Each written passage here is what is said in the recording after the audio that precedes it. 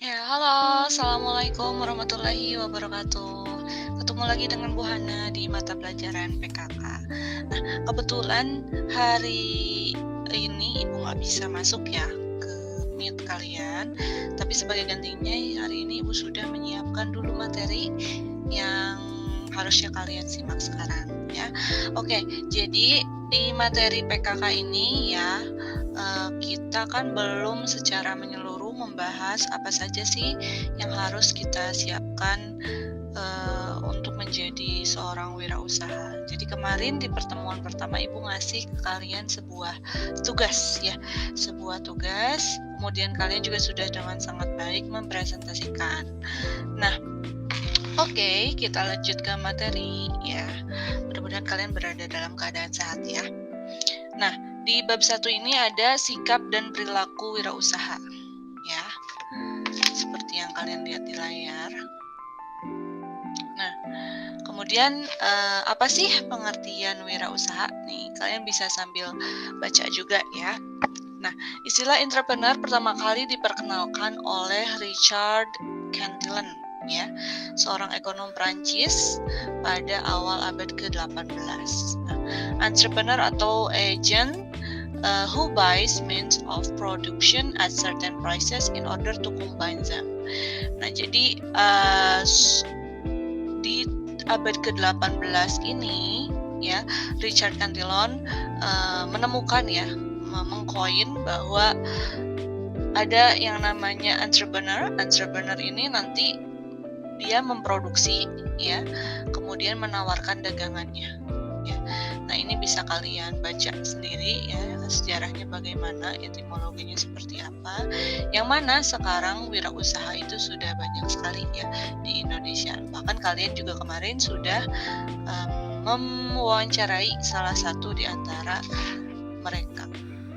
Ya, kita lanjut ke pengertian dan definisi wirausaha dari beberapa ahli.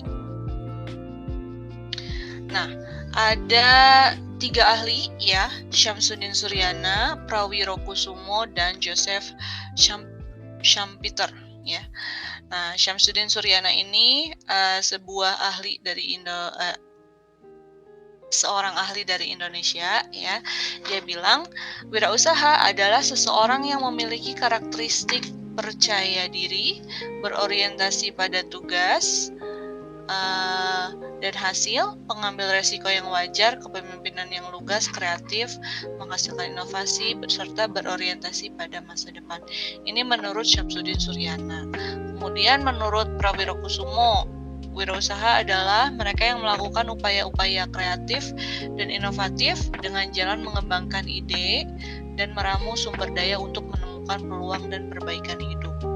Kemudian menurut Joseph Schumpeter, wirausaha adalah seorang inovator yang melakukan berbagai perubahan di dalam pasar lewat penggabungan beberapa hal atau sesuatu yang baru. Nah, ini dari ketiga pengertian wirausaha menurut 3 ahli ini.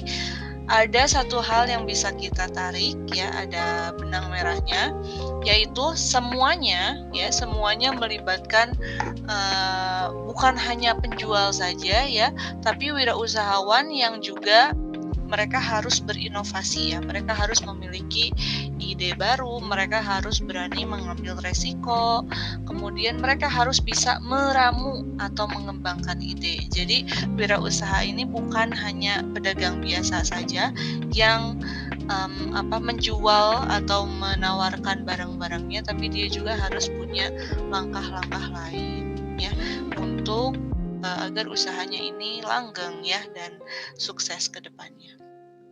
Nah, adapun sesuatu yang baru tersebut bisa dalam bentuk, nah apa aja sih yang baru tuh?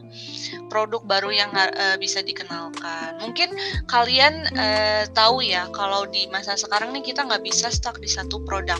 Misalkan teknologi ya. Kalau kalian misalkan kalian sendiri adalah konsumen yang pasti pakai handphone, yang pasti pakai laptop. Nah, handphone atau laptop itu seiring waktu pasti nanti terus berkembang gitu ya. baik aplikasi yang ada di handphone ataupun aplikasi yang ada di laptop pasti nanti berkembang terus. Nah, dan itu juga tidak bisa stuck di sana ya untuk hardware-nya. Jadi selalu ada produk baru yang dikenalkan, entah itu adalah komponen yang ada di dalam laptop, entah itu komponen yang ada di dalam handphone ya. Pasti kalau seperti itu ya nanti harus ada metode produksi baru, kemudian dibukanya pasar yang baru.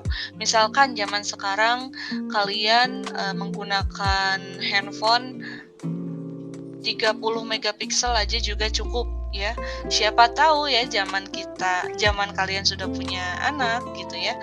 Handphonenya pikselnya mungkin sudah 80 misal ya. Misal kita kan nggak tahu ya.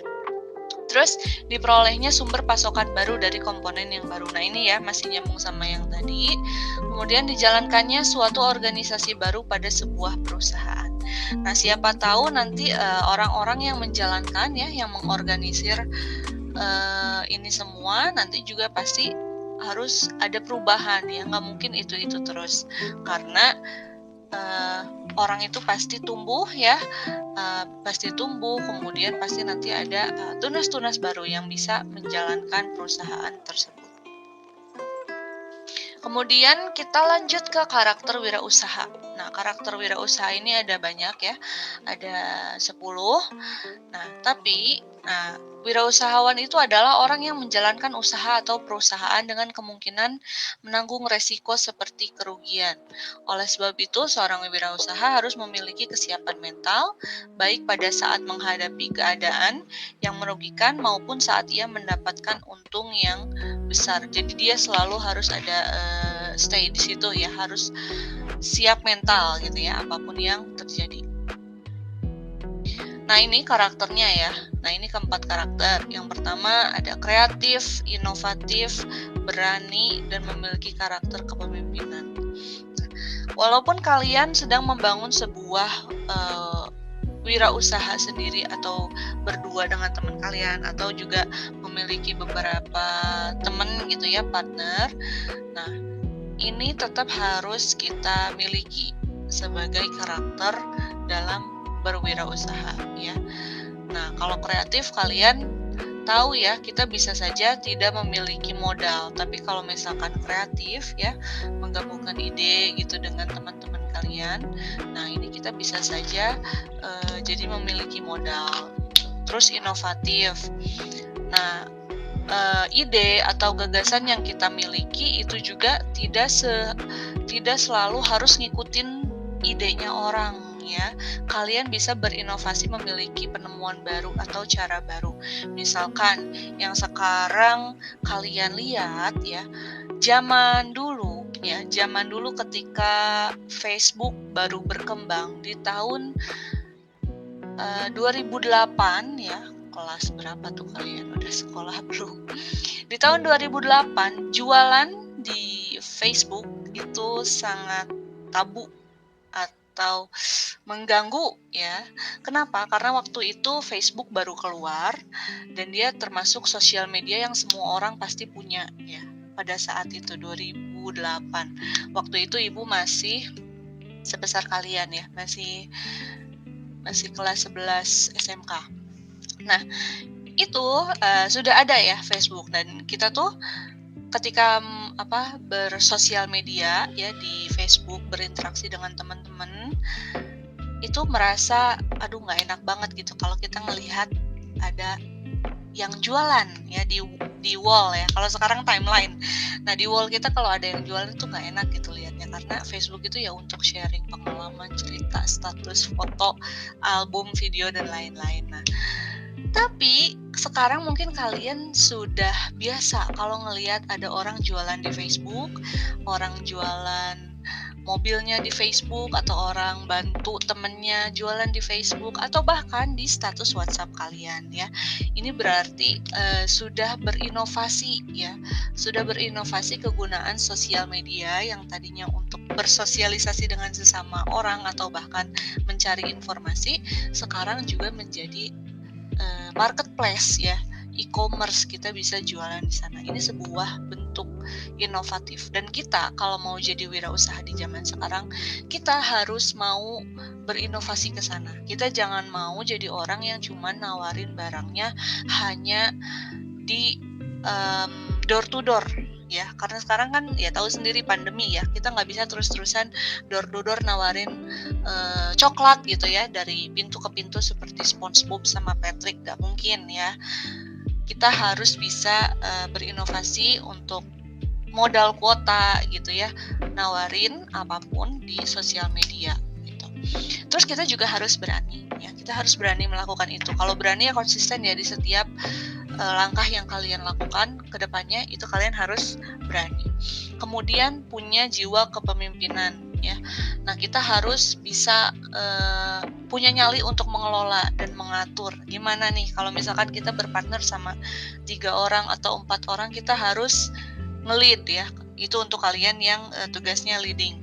Kalau misalkan kalian sebagai pengikutnya, ya udah ikutin aja. Kita harus mengikuti, menghargai ya keputusan leader kita gitu ya.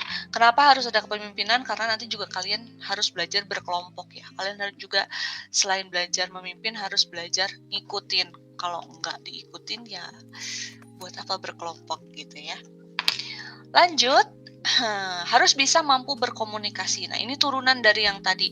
Kalau ada kepemimpinan, misalkan ada makmumnya ya, ada pengikutnya. Nah, kita harus bisa berkomunikasi dengan siapapun partner kita. Jadi bisa berkomunikasi itu bukan cuman baik ke customer saja ya, tapi kalian juga harus baik ke sesama partner kalian atau ke karyawan ya.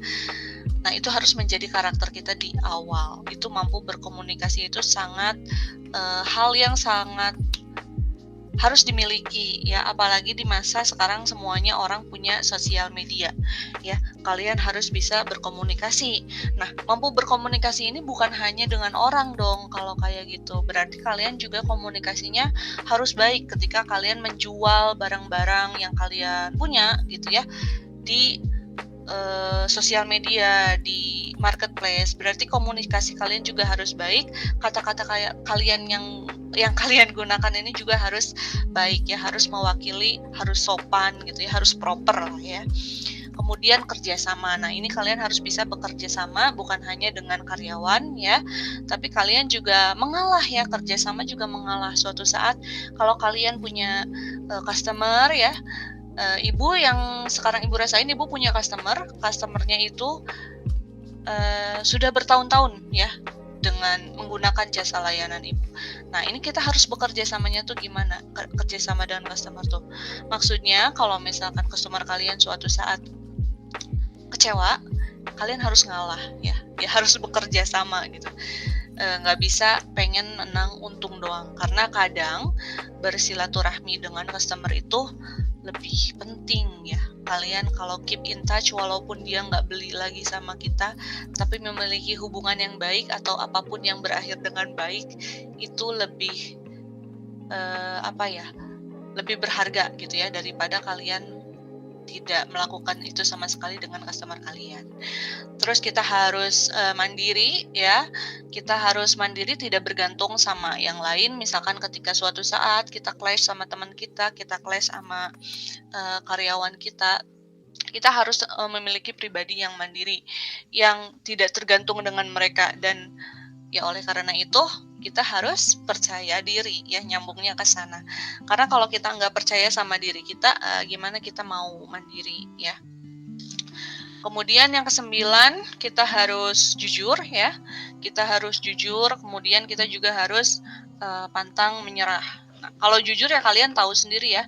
Jujur kita dalam beriklan ya, dalam melakukan usaha itu kita harus jujur sesuai dengan apa yang produk atau jasa kita miliki. Misalkan layanan yang kita miliki seperti apa, dia harus tahu ya, konsumen harus tahu. Kemudian kita juga harus pantang menyerah. Ini yang pelajaran yang mau Ibu share ke kalian ya, yang sering Ibu rasakan ya. Yang sering Ibu rasakan itu ketika kita melihat saingan ya.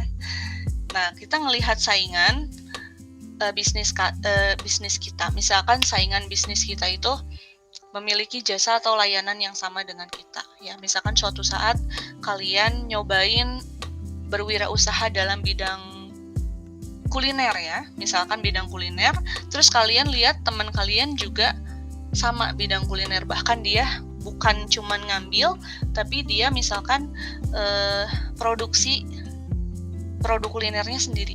Nah, itu kan mungkin kalian kalau misalkan yang tidak terbiasa gitu ya, mungkin di tahun pertama kalian akan merasa aduh gimana ya, agak jiper gitu ya bahasanya, agak jiper, agak minder ya, agak minder teman kalian pertama masuk ke dunia wirausaha, terus kalian merasa cemburu, wah kok dia kayaknya bagus, kok dia kayaknya keren, kok iklannya bagus, kok pembawaannya bagus gitu ya. Nah, itu di sana Ibu mau sharing nih ya. Itu di sana kalau kalian memikirkan bahwa teman kalian itu adalah saingan, ya, keluarnya seperti itu. Kalian akan merasa tidak percaya diri dan membanding-bandingkan apa sih yang belum dia yang gue belum lakuin, tapi temen kalian tuh udah lakukan gitu ya. Kalian akan memikirkan kayak gitu. Dan istilahnya insecure lah dengan usaha kalian. Nah, ini juga nggak bisa ya. Kalian harus pantang menyerah gitu ya, apapun yang teman-teman kalian sedang lakukan gitu ya, atau kalian ngelihat kabar mereka sekarang mungkin dia sukses ya nggak apa-apa. Maksudnya di sini kalian jangan menganggap semua orang yang jualan itu adalah saingan kalian. Kalian harus tetap berpikir bahwa semua orang punya rezekinya masing-masing. Ini yang Ibu rasakan ya di dunia usaha gitu ya, dan kalian harus berpikir seperti itu. Walaupun nggak bisa sehari langsung nempel di otak kalian seperti itu, tapi coba di let go gitu ya, diikhlaskan gitu. Kalau misalkan teman-teman kalian suatu saat ada yang lebih sukses dari kalian, ya sudah jangan dianggap saingan ya. Kalian harus termotivasi untuk melakukan yang bisa baik seperti itu juga gitu ya. Oke, lanjut. Kemudian karakter wirausaha menurut By Grave itu ada 10 ya. Ini teorinya ya, kalian bisa baca. Ada dream, decisiveness, doers, determination, dedication. Kita bahas satu-satu ya. Dream memiliki keinginan untuk mewujudkan impian di masa depan. Nah, jadi kita harus punya karakter pemimpi ya. Seperti inilah contohnya. Misalkan tadi kita ngomongin kuliner ya. Sekarang kalian punya usaha kuliner ya, case-nya kalian memiliki usaha kuliner. Dream-nya adalah kalian harus mikir kayak gini, misalkan 2 tahun ke depan saya pengen usaha kuliner ini masih ada. Nah, itu saja merupakan keinginan atau poin ya yang harus kalian kejar ya. Yang ngejarnya nggak usah mikirin 2 tahun ke depan, tapi setiap hari kalian berusaha untuk nggak pernah meninggalkan usaha kuliner kalian ya, misalkan gitu. Terus decisiveness, mampu membuat keputusan secara cepat dan tepat.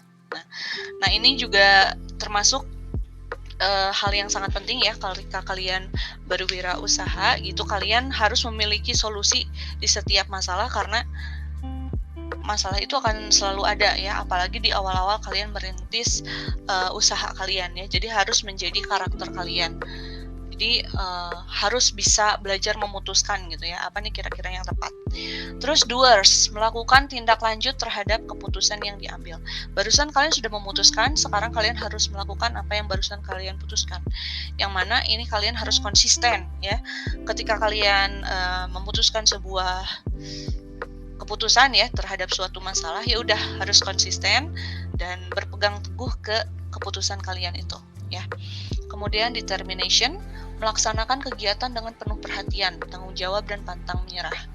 Nah, di sini di determination kalian harus efektif ya, harus berusaha efektif dan efisien, jangan berpikir ada rasa perasaan gitu ya, atau minder, atau aduh udah konsumen yang ini mah kalau saya kasih diskonan juga nggak suka bilang makasih. Nah, misalkan kayak gitu. Nah, kalau di determination ini kalian jangan dulu mikirin ke sana. Jadi tetap kalian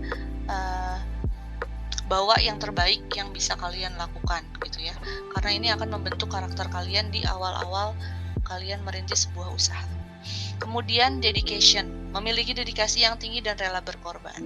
Kalau kalian tahu ya, ketika kalian memiliki sebuah usaha, mau merintis sebuah usaha, mungkin kalian sekarang sering lihat ya, nowadays ya, di TikTok, di Instagram, di mana-mana itu kalian bisa lihat merintis usaha kecil cek gitu ya, atau contoh-contoh atau packaging with me cek gitu ya. Kalian sering lihat ya. Nah, kalau zaman ibu itu nggak ada. Dan kalau menurut ibu itu keren sih gitu ya. Kalian bisa ngelihat bahwa dari awal tuh mereka mengorbankan banyak hal gitu ya. Anak-anak muda ini. Kalian kan termasuk anak muda dan ibu yakin kalian juga bisa. Apalagi sudah banyak contohnya. Nah, apa sambungannya sama dedication? Yang mereka tampilkan di TikTok itu mungkin hanya beberapa hal yang gampang gitu doang saya juga bisa. Tapi ketika kalian tahu ya sebetulnya di BTS ya, behind the scene-nya mereka itu dedikasinya itu sangat banyak ya, sangat besar. Yang mana mungkin jadi kurang tidur, yang mana mungkin waktunya main malah produktif, waktunya rebahan malah harus produktif, harus ada yang diurusin. Nah, itulah mental yang karakter ya yang harus kalian miliki ya di awal merintis usaha. Kemudian ada devotion, tidak mengenal lelah, fokus dalam memperhatikan bisnisnya. Nah, ini juga penting untuk konsisten tadi ya. Kalau kalian mau bisnisnya tetap berjalan ya harus devoting yourself gitu ya terhadap apapun usaha kalian. Kemudian details, harus rinci. Harus rinci itu misalkan ini ibu langsung contohkan ke hal langsung aja ya. Misal ketika kalian usaha kuliner, details itu penting. Kenapa? Karena nggak semua orang punya branding yang menarik. Nah, kalian sebagai anak IT nih ya, apapun nanti jurusan kalian, jika kalian memiliki usaha, mau itu kuliner, mau itu teknologi, mau itu software, segala macam jasa, kalian harus detail di brandingnya, di misinya, di visinya, supaya usaha kalian ini kuat.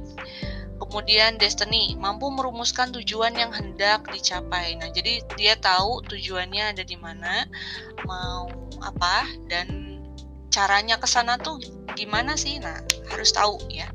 Langkah-langkahnya harus dipikirkan. Kemudian dollars, uang bukan semata-mata tujuan yang hendak dicapai. Nah, ini yang tadi ibu sebut ya. Ketika kalian berusaha untuk menampilkan yang terbaik kepada konsumen kalian, baik itu di jasa atau di produk yang kalian punya, itu nggak selalu bernilai tentang uang atau rasa terima kasih dari konsumen yang tadi ibu bilang ya.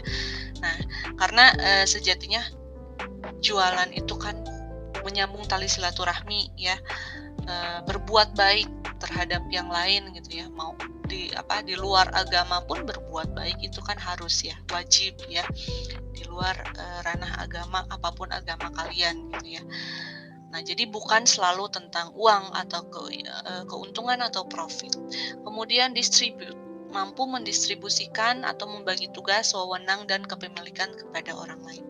Nah, ini ya, ibu dulu berpikir bahwa memiliki wirausaha itu bisa satu orang sendiri. Semuanya dikerjakan sendiri. Ternyata nggak bisa, dan nggak mungkin. Ya, nggak mungkin. Pasti, kalau misalkan kalian ngelihat sekarang ada wirausahawan yang keren gitu ya, juragan apa gitu, juragan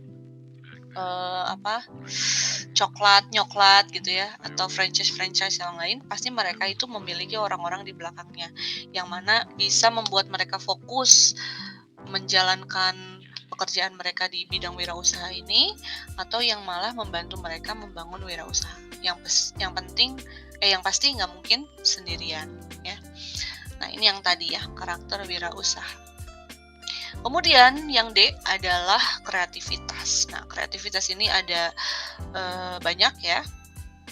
Ada mindset continuous improvement. Kalian harus terus-menerus membiasakan diri untuk mindsetnya harus positif ya. Jadi ketika kalian berwirausaha itu harus positif bahwa Rezeki setiap orang itu ada yang atur dan kalian gak perlu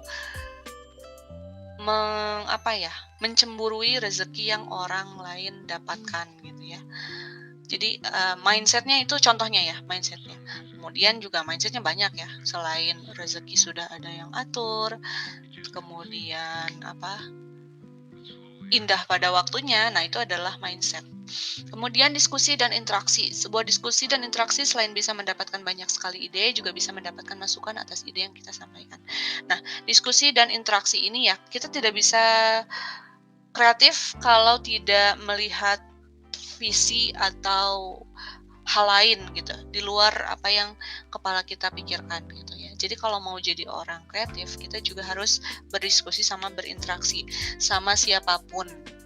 Sama siapapun itu bukan hanya orang yang lagi di bawah kita gitu ya, atau yang masih belajar usaha, tapi harus sama orang yang sudah biasa usaha gitu ya, orang yang lebih sukses dari kita ya. Jadi kalau ada orang sukses tuh jangan dicemburuin ya, jangan diiriin, jangan disirikin, tapi ya ditanya gitu ya, ditanya, oh gimana sih caranya gitu, bisa sukses kayak gitu ya.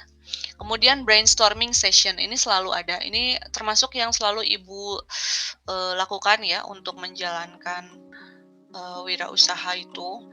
Jadi kita perlu diam terus terinspirasi oleh banyak hal ya agar tetap berjalan di usaha yang kita miliki ini. Ya. Nah, brainstorming ini enggak mikir sendiri terus ngelihat video gitu doang enggak, tapi kita harus ngobrolin ini sama partner kita, partner usaha kita ya. Misalkan kalian punya usaha berdua sama mama kalian nih ya, seru kan tuh ya. Kalian gak bisa mikir sendiri mah, kayaknya aku aja deh yang ngiklanin mah di sosmed, aku kan jago ini mah, jago bikin status WhatsApp, jago bikin IG story, jago bikin TikTok, aku aja mah gitu. Gak mungkin. Gak mungkin kamu bisa brainstorming apa-apa sendiri gitu ya. Kamu harus ajak partner bisnis kamu. Misalkan kalau di sini partner bisnisnya mama kamu ya, ibu kamu gitu. Ya harus diajak ngobrol mama kamu tuh. Ya harus diajak ngobrol. Jadi jangan memandang, mama kan mungkin mama nggak bisa megang sosmed gitu ya. Tapi enggak ya. Siapa tahu kalau yang ngiklanin atau yang update-nya mama kamu itu yang belinya malah teman-temannya mama kamu, ya nggak sih? Nah, itu ya kalau misalkan kalian mau mengembangkan usaha itu harus diajak brainstorming ya, partner usaha kalian siapapun itu ya, karena siapa tahu dia memiliki akal-akal gitu ya, pikiran-pikiran yang lebih cemerlang dan akan lebih klop kalau dibicarakan. Terus ada lagi traveling dan bertemu orang baru, idea bank, kemudian tidak menyerah menjadi orang kreatif. Traveling atau bertemu orang baru. Nah ini sering dilakukan dan termasuk efektif ya. Kalau misalkan kalian tahu nih, sekarang kan ada banyak ya e-commerce di Indonesia aja ya. Yang kita lihat misalkan ada Tokopedia, Bukalapak, Shopee, Lazada, segala macam. Nah itu kalau kalian tahu mereka punya komunitasnya ya. Termasuk kalau kalian mau nanti merintis sebuah usaha, itu kalian kalau bisa nyari komunitas yang tidak sebidang sama kalian aja, yang bidang lain juga bisa. Karena di situ kalian bisa menemukan ide-ide baru yang bisa membantu usaha kamu untuk tetap ada gitu ya, eksis. Kemudian idea bank merupakan wadah di mana kita bisa mengumpulkan berbagai macam ide atau pikiran-pikiran yang sengaja tidak terlewat, kemudian kita catat dan kita simpan. Nah ini idea bank ini sangat ya, Ibu yakin kalian bisa ya, bukan hanya dalam berwirausaha aja, kalian harus mencatat ya. Kenapa kita harus mencatat? Biar terorganisir ya.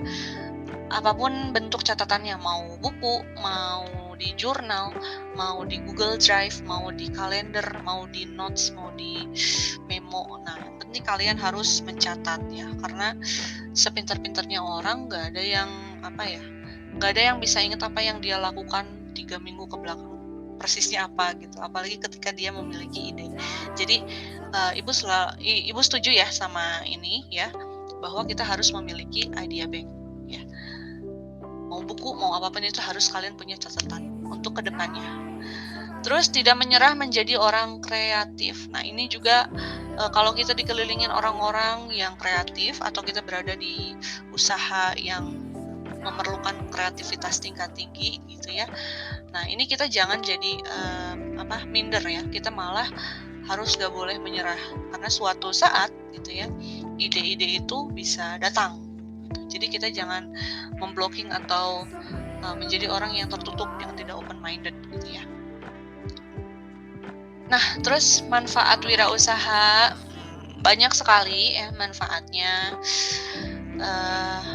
Pertama, bisa menciptakan lapangan kerja baru ya bagi ya siapapun ya yang mau diajak kerja sama kalian. Misalkan tadi kita bahas tentang kuliner ya, kalian memiliki usaha kuliner. Nah, nanti kita memiliki lapangan pekerjaan yang baru kalau suatu saat usaha kalian itu maju gitu ya. Terus memiliki kebebasan mencapai tujuan usahanya. Nah, di awal itu ketika kita belum memiliki perusahaan yang yang sungguh sibuk gitu, pasti kita akan terus maju gitu ya. Dan itu sangat penting gitu ya, bukan hanya untuk kelangsungan kalian nyari untung atau gimana kehidupan kalian, tapi juga untuk membangun mental dan karakter yang kalian miliki di kehidupan gitu ya. Kemudian tidak terikat waktu menjadi seorang wirausaha, tidak akan tergantung kita sendiri. Nah, ya ini ya, kalau ketika kalian menjadi wirausaha, karena kalian menjalankan usaha kalian, itu sadar atau tidak sadar, kalian tidak bisa rutinitas kalian itu beda sama orang lain yang kerjanya kantoran gitu ya. Kemudian memiliki kesempatan menunjukkan kemampuan dan potensi diri. Nah, ini semua karena kalian memiliki usaha sendiri, tentu kalian nanti ingin menampilkan yang terbaik ya dari kalian. Kemudian memperoleh manfaat dan laba yang maksimal. Menjadi wirausahawan memiliki kebebasan untuk menentukan sendiri keuntungan atas investasi dalam usahanya. Nah, ini ya yang sedang diujikan terhadap semua wirausaha di seluruh dunia pada saat pandemi ya. Ketika nggak pandemi kita nggak mikirin tuh ya protokol kesehatan segala macam. Tapi kalau kita lihat lagi, orang-orang yang ada di bidang kesehatan itu lagi untung-untungnya ya. Mungkinkah perusahaan sanitasi ya, hand sanitizer, yang nggak pernah bikin masker jadi jualan masker ya. Selalu ada hikmah gitu ya. Terus lanjut lagi, fungsi atau peran wirausaha dalam perekonomian nasional. Banyak ya, ini bisa kalian baca ya di tingkat nasional ya, di Indonesia apa aja. Yang pertama kayak tadi, membuka lapangan kerja. Terus karena berproduksi ya, maka kesempatan kerja jadi lebih terbuka ya. Tentu saja nanti diperlukan banyak karyawan ya di setiap perusahaan atau pabrik-pabrik. Kemudian ada meningkatkan pendapatan nasional. Misalkan setiap tahun kalau sebuah negara semua pabriknya jalan ya, semua perusahaan manufakturnya jalan, nah itu tentu pendapatan nasional per kapita negara tersebut pasti naik gitu. Kemudian dengan munculnya produk-produk baru baik berbentuk barang maupun jasa dapat memberikan sumbangan bagi naiknya pendapatan nasional melalui peningkatan jumlah produksi barang dan jasa. Nah, ini ya mungkin kalian tahu dari pelajaran lain atau kalian baca berita. Kalau kita tuh sekarang lagi gencar-gencarnya berusaha untuk mengekspor produk yang bisa dihasilkan di Indonesia ya. Nah, tentu kalau misalkan kita punya produk baru nih yang negara lain nggak punya, misalkan kayak apa sih yang paling sering batik, terus alat kesenian, nah itu bisa mendongkrak pendapatan nasional gitu. Mengurangi kesenjangan ekonomi dan sosial. Nah, tentu karena semuanya misalkan bekerja ya pada sebuah perusahaan, nah tentu kesenjangan ekonomi nggak akan terlalu kelihatan. Yang kurang mampu suatu saat jadi mampu, yang mampu jadi lebih mampu, dan seterusnya. Terus dengan munculnya banyak kesempatan berproduksi, maka kesenjangan antara masyarakat yang berpenghasilan tinggi dan masyarakat yang berpenghasilan rendah dapat dikurangi. Jadi nggak akan terlalu jomplang ya. Jadi mungkin kita tidak akan poverty atau kemiskinan itu nggak akan terlalu menjadi masalah terbesar di sebuah negara kalau benar ya semua orang jadi wirausaha dan mau bekerja. Kemudian mendorong terciptanya masyarakat adil dan makmur. Nah, ini sekali lagi ya, kalau kalian lihat ya di sekitar kita, kalau misalkan semuanya terpenuhi ekonominya, tentu mungkin nanti masyarakat akan menjadi terbiasa makmur gitu ya. Kemudian dengan makin banyaknya wirausahaan yang dapat mengolah kekayaan alam, berarti akan membuka peluang untuk meningkatkan pendapatan masyarakat yang sekaligus akan meningkatkan kesejahteraan masyarakat. Nah, ini kita sangat kaya ya alamnya. Nah, kalau semuanya dikelola dengan baik, tentu kalian bisa bayangkan ya sejahteranya seperti apa masyarakat Indonesia. Terus penghasilan berupa devisa. Kemudian wirausaha yang bergerak dalam produksi barang dan jasa yang diekspor akan memiliki peran dalam menghasilkan devisa. Dengan demikian perkembangan ekonomi nasional dapat dipercepat. Oh iya, pembangunan kalau misalkan kita punya uang nih, si negaranya punya uang banyak, tentu pembangunan, layanan, ya, kesehatan bisa gratis gitu ya. Kemudian pembangunan sekolah segala macam bisa gratis banget gitu ya, gratis segalanya. Kemudian pengadaan penanaman modal, investasi dalam negeri. Nah, ini mungkin kalian udah agak familiar juga ya. Sekarang anak-anak muda lagi belajar saham ya, belajar saham gitu. Kalau kalian minat boleh ya cari-cari tentang saham itu kayak gimana sih, saham yang bisa dibeli tuh yang kayak gimana sih gitu ya, yang menguntungkan tuh yang seperti apa. Kemudian dengan makin besarnya investasi dalam negeri, selain makin menambah produksi nasional, juga akan mengurangi ketergantungan terhadap investasi asing. Semuanya ini akan membuat semakin tangguh perekonomian nasional.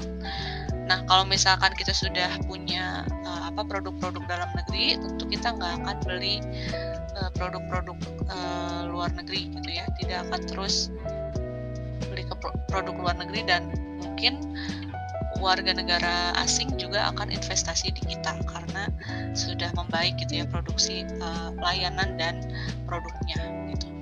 Penghasilan berupa pajak. Nah, tentu nanti banyak yang dipajak gitu ya. Kemudian wirausaha yang memiliki usaha maju dan besar merupakan pembayar pajak yang besar pula. Pajak yang dikumpulkan merupakan sumber penerimaan negara dan yang bermanfaat bagi usaha memajukan perekonomian nasional.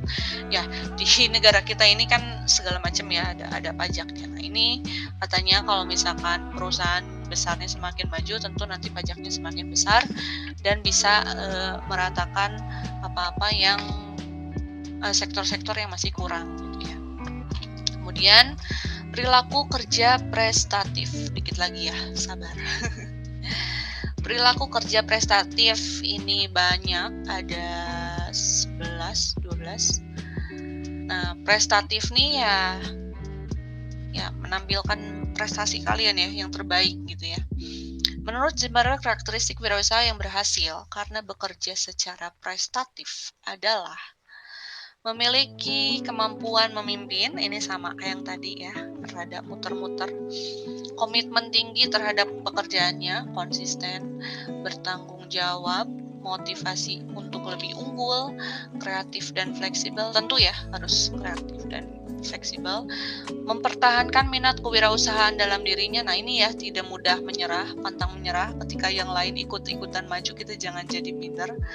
Terus yakin pada diri sendiri, percaya diri ya yang tadi, berorientasi pada masa depan. Nah, ini harus memiliki dream yang tadi ya, mimpi, mau belajar dari kegagalan ya. Kalau bahasa Sundanya mah EPSMR gitu ya, tidak pundungan ya, harus belajar dari kegagalan. Kalau kita gagal, kita rugi gitu ya, ya sudah, ikhlaskan dulu ya, di let go dulu, karena kalau mau menjadi wirausaha itu harus pantang menyerah walaupun kita gagal, walaupun kita rugi. Kemudian peluang untuk mencapai obsesi. Nah, kita memiliki obsesi, kita memiliki mimpi gitu ya, harus dilihat peluangnya. Kemudian toleransi untuk mencapai risiko ketidakpastian. Kita harus memiliki mentoleran gitu ya, mimpi terburuk, skenario terburuk yang mungkin akan terjadi terhadap usaha kita gitu ya, harus dipikirkan gitu. Nah, apabila karakteristik prestatif di atas diterapkan oleh seorang wirausaha di dalam bisnis, maka wirausaha memiliki tekad kuat, berusaha tetapi bukan karena terpaksa. Betul ya, karena kita memiliki, kita mau konsisten nih, kita mau berhasil, kita mau mencapai dream-nya kita, pasti kita akan tidak merasa terpaksa ya, karena kita ingin. Seperti yang minggu kemarin Ibu bilang ke kalian ya, apapun yang terbit dari hobi itu pasti langgeng karena kalian suka gitu. Terus wirausaha akan mawas diri dan bertekad bulat untuk maju ya, karena suka pasti maju gitu ya, berusaha untuk maju atau bahkan better dari kemarin gitu.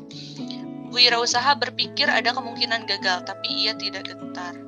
Ya nggak takut gagal ya. Kalaupun gagal ya udah, bangun lagi gitu. Kemudian wirausaha ingin maju atau mandiri walaupun resikonya tinggi. Ya, betul ya. Jadi nanti kalian terbentuk karakter seperti itu. Kemudian wirausaha berpikir positif karena ingin berkreatif. Ya kalau karena ingin memikirkan, ya ingin berinovasi gitu ya, berinovasi dan berkreasi. Dia selalu berpikir positif ya, karena kalau kita pikirannya negatif, kalau kita keburu minder, itu nggak akan muncul tuh ide-ide cemerlang yang seharusnya kita dapatkan.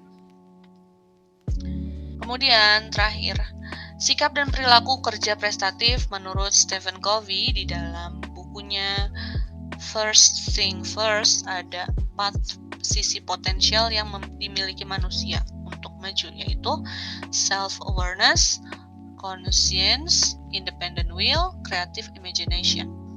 Self-awareness itu mawas diri, conscience itu mempertajam suara hati, independent will itu pandangan independen untuk bakal bertindak, creative imagination itu berpikir mengarah ke depan untuk memecahkan masalah dengan imajinasi serta adaptasi yang tepat. Ya pokoknya kalau misalkan kalian sudah melakukan sikap dan perilaku prestatif ini, nanti akan terbentuk potensi-potensi ini ya. Akan jadi mawas diri, intuisinya lebih tajam, lebih independen gitu ya. Kemudian lebih mudah untuk memecahkan masalah yang menimpa, lebih cepat memiliki solusi juga bisa ya gitu. Oke, ternyata udah habis nih materinya di bab 1. Sudah kita bahas ya bersama apa aja sih kira-kira dari perilaku wirausaha ini yang harus kita miliki gitu ya. Jadi dasarnya nih apa? Nah, ternyata dasarnya adalah kalian harus membentuk karakter seperti tadi yang sudah kita bahas secara panjang lebar ya. Oke, terima kasih sudah menonton Ibu, menyimak Ibu dalam membahas bab 1 ini. Mudah-mudahan kedepannya di bab 2 kalian bisa lebih paham, lebih tertarik dengan dunia wirausaha. Tetap lakukan protokol kesehatan ya. Dipanjangkan lagi doanya ya, supaya pandemi ini segera berakhir dan kita bisa bertemu secara tatap muka. Wassalamualaikum warahmatullahi wabarakatuh.